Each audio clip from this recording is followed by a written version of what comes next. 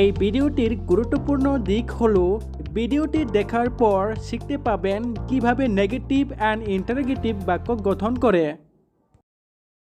I M a student, আমি একজন ছাত্র। এই বাক্যকে এখন আমরা ইন্টারোগেটিভ করব।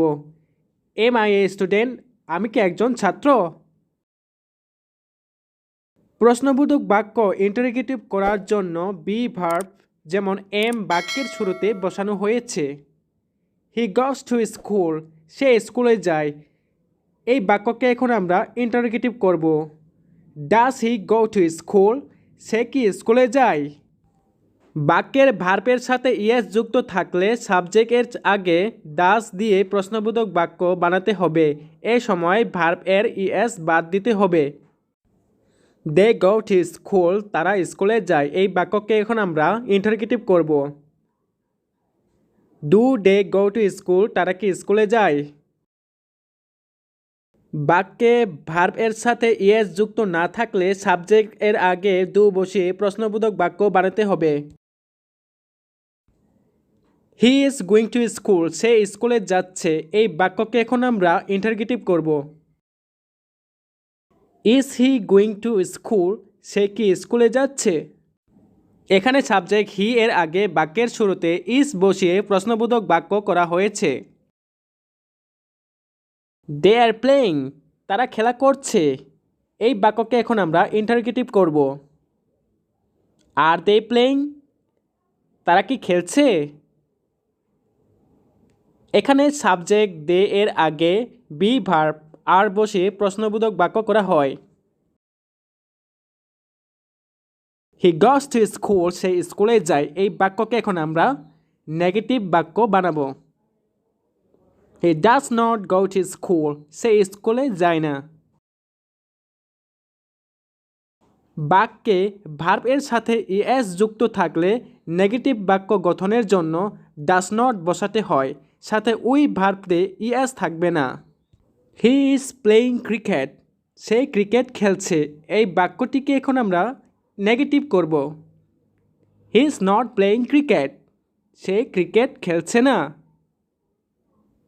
এখানে বি ভার্ব ইজ এর পরে নট বসিয়ে নেগেটিভ বাক্য গঠন করা হয়েছে, বাকি সব পরিবর্তন হবে না। Rina went to school, Rina স্কুলে গিয়েছিল।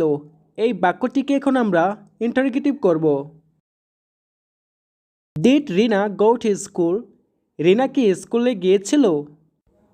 এখানে বাক্যটি পাস্ট ইনডিফিনিট, তাই সাবজেক্ট এর আগে ডিড বসানো হয়েছে আর ভার্ব পরিবর্তন হয়ে প্রেজেন্ট ফর্ম হয়েছে। এভাবে প্রশ্নবোধক বাক্য হয়। He has done the work, সে কাজটি করেছে। এই বাক্যটিকে এখন আমরা ইন্টারোগেটিভ করব। Has he done the work, সে কি কাজটি করেছে? এখানে শুধু হ্যাজ তাকে সাবজেক্ট হি এর আগে বসিয়ে প্রশ্নবোধক বাক্য করা হয়েছে, বাকি সবগুলো একই রকম থাকবে। আই হ্যাভ সিন ইউ, আমি তোমাকে দেখেছি। এই বাক্যটিকে এখন আমরা ইন্টারোগেটিভ করব।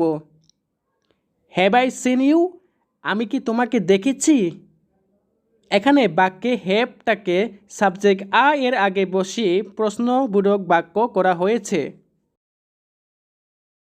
I shall go to school, আমি স্কুলে যাব। এই বাক্যটিকে এখন আমরা ইন্টারোগেটিভ করব। Shall I go to school, আমি কি স্কুলে যাব?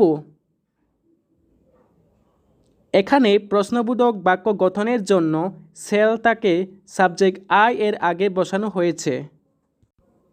হি উইল ডু ইট, সে এটা করবে।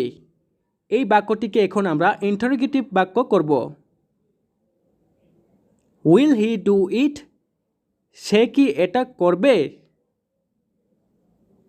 এখানে বাক্যটি ইন্টারোগেটিভ সেন্টেন্স করার জন্য শুধু উইল তাকে সাবজেক্ট এর আগে বসানো হয়েছে। Extra bonus for you, for doing or giving. For এর পর ভার্ব থাকলে ভার্ব এর সাথে আইএনজি যোগ করতে হয়। মডেল ভার্ব, এখন আমরা শিখব মডেল ভার্ব দিয়ে কিভাবে প্রশ্নবোধক বাক্য গঠন করা হয়। May I come in? আমি কি আসতে পারি? এখানে মডেল ভার্ব মে বাক্যের শুরুতে বসে প্রশ্নবোধক বাক্য করা হয়েছে। Could you give me pen? তুমি কি আমাকে কলম দিতে পারবে? বাক্যের শুরুতে কুড বসিয়ে ইন্টারোগেটিভ সেন্টেন্স করা হয়েছে। I could not go to school. আমি স্কুলে যেতে পারতাম না। এখানে কুড এর পর নট বসিয়ে নেগেটিভ বাক্য গঠন করা হয়েছে।